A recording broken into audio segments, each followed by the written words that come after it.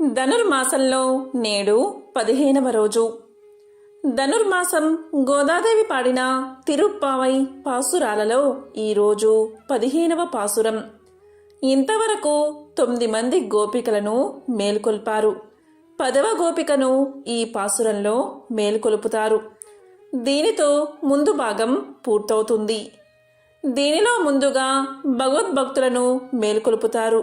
తరువాత భగవంతుడిని మేల్కొలుపుతారు. ముందుగా మొదటి 15 పాసురాలలో మొదటి 5 పాసురాలలో ఈ వ్రతము నాకు పూర్వ భాగాన్ని తెలిపి తరువాత 10 పాసురాలలో 10 మంది గోపికలను మేల్కొలుపుతారు. దీనితో భగవద్ ఆలయంలో చేరడానికి అర్హత కలుగుతుంది. ఇంతవరకు భగవద్భక్తుల విషయమును ప్రవర్తింపవలసిన విధానాలను నిరూపించి ఈ పాసురంలో దాని ఫలాన్ని నిరూపించబడుతుంది. ఈరోజే తిరుప్పావైలో 15వ పాసురం. దాని అర్థమేంటో ఇప్పుడు తెలుసుకుందాం. మనిషికి సహనం, ఓర్మి కలగడం చాలా కష్టం. ఉద్రేకం రావడం అనేది మానవ సహజం. కానీ దాన్ని ఓర్మితో సహించడం మానవ ప్రయత్నంతోనే సంభవం. దీన్నే మనం సాధన అంటాం. ఇది భాగవత సహవాసం వల్ల ఏర్పడుతుంది. అలా ఏర్పడి ఉంటే అప్పుడు ఆచార్య కటాక్షం కలిగే యోగ్యత ఏర్పడుతుంది. మంత్రానుసంధానం చేసే స్థితి లభించినట్లే. ఆచార్య సన్నిధానానికి చేరే ముందర కావాల్సిన దాంట్లో ఇది ముందర స్థితి. ఈరోజు ఆండాల్ తల్లి ఎలాంటి భాగవతముల సహవాసం మనకు కావాలో తెలియచేస్తుంది. ఈరోజు 15వ పాసురం. బయట గోప బాలికలకు, లోపల గోప బాలిక మధ్య సంభాషణ ఇలా సాగుతుంది. నిన్నటి గోప బాలికతో కలిసి వీరంతా స్వామిని పంకజనేత్ర, పుండరీకాక్ష అని పాడుతూ ఉంటే విన్నది. ఈవిడకి భాగవతముల పాటలంటే చాలా ఇష్టం. తాను లేచి బయటకొస్తే వారు పాడడం ఆపేస్తారేమో అని అనుకుని తాను లోపల నుండే గొంతు కలిపి ఆనందిస్తుంది.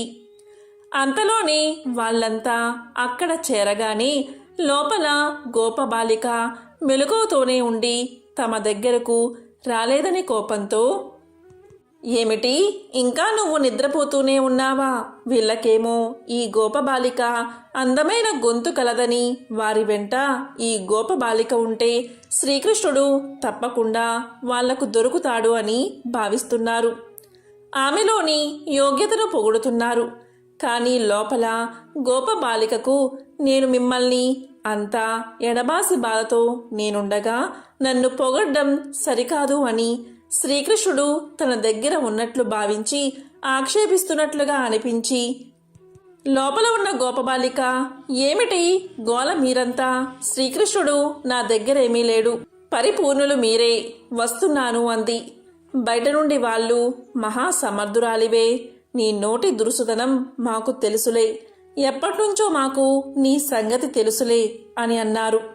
అంతలో లోపల గోపబాలిక, మీరే సమర్థులు, నన్నా సమర్థులంటున్నారు.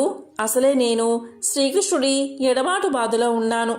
మీరేమో అంతా కలిసి శ్రీకృష్ణుడి దగ్గరకు వెళ్ళడానికి సిద్ధంగా ఉన్నారు. రాకపోవడం నాదే తప్పు అని ఓర్మితో పలికింది. అప్పుడు బయట ఉన్న గోప బాలికలు, నువ్వు ముందు బయటకురా, నీ దర్శనం మాకు కావాలి అని పలికారు. ఆండాల్ తల్లి 5వ పాటలో మాయనై అని మొదలుపెట్టి శ్రీకృష్ణ అవతారాన్ని ప్రారంభించింది. శ్రీకృష్ణుడు పుట్టింది మధురలో, పెరిగింది గోకులంలో. అక్కడ ఎన్నెన్నో ఆశ్చర్యకరమైన పనులు చేసి మళ్లీ మధురా నగరానికి తిరిగి వచ్చి కంస సంహారం చేశాడు. మధురా నగరం నుండి బయలుదేరి మళ్లీ తిరిగి అక్కడికి వచ్చే వరకు ఉంది ఆయన మాయ. పుట్టగానే రాత్రికే యమునా నది దాటి ఆవల గోకులానికి బయలుదేరాడు. అక్కడికి పంపిన పూతన సకటాసురుడు, అశ్వాసురుడు, బకాసురుణ్ణి సంహరించి తన కళ్యాణ గుణాలతో అక్కడి వారిని పిచ్చెక్కించి అక్కడి నుండి తిరిగి మధురకు వచ్చి కువలయాపీడాన్ని, చారుణ ముష్టికుల్ని చంపి కంసుణ్ణి చంపి బందీగా ఉన్న ఉగ్రసేనుణ్ణి రాజుగా చేసి మధురా నగరానికి పట్టిన దారిద్రాన్ని తొలగించాడు. ఇది భగవంతుడు చేసే చేష్ట. ఈ రోజుతో 10వ గోపబాలికను లేపుతూ మనకు ఒక 10 రకాల జ్ఞానులని, వారి జ్ఞాన దశలను పరిచయం చేసింది ఆండాళ్ తల్లి. అలాంటి యోగ్యత కలిగిన మహనీయుల్ని మనం చేరి ఉండాలని, వారిని దర్శించుకుంటూ వారు ఆదేశించిన మార్గంలో పయనిస్తూ జీవితంలో ముందుకు సాగగలిగితే అది మనకు శ్రేయస్సు అని, నిలబడ్డానికి మనం భగవంతుణ్ణి ప్రార్థించాలి తప్ప లోకంలోని భక్తులను దూరం చేసుకోకూడదు అని ఆండాళ్ తల్లి తెలియచేసింది. 10 మంది గోపికలను లేపే ఈ 10 పాటలే తిరుప్పావై. ఇక ఈ నమ్మకం గట్టిపడ్డానికే మిగతా పాటలు. రామ రామ, ఇది ఏమి నిదురే బామ, అర్ధరాత్రి వేళ అల్లర్లు పెట్టొద్దు, పో పొండి వేధించకండి, అర్ధరాత్రి కాదే అమ్మోరు తల్లి, తెల్లవారనే కళ్ళు తెరిచి చూడమ్మా, అందరూ వచ్చారా అది ముందు చెప్పు, ఆలోపుగా చిన్న కునుకు తీస్తాను. అందరూ వచ్చారు, అది నిజము తల్లి, ఒక్కసారిటి వచ్చి లెక్క చూసుకోవే. కువలయా వీడాన్ని కొమ్ముతో కొమ్మి మల్లులిద్దరిగొట్టి మట్టి కరిపించి కంస మామయ్యను హింసతో చంపి అమ్మ నాన్నల చెరను విడిపించి అవ్వ తాతలకును రాజ్యమే ఇచ్చి అట్టి దేవుని గూర్చి పాడుతూ వెళ్ళి హరిని వరవడగంగా.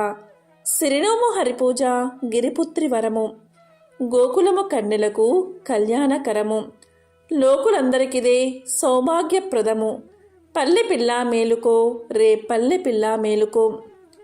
ఇదే 15వ పాసురం యొక్క అర్థం.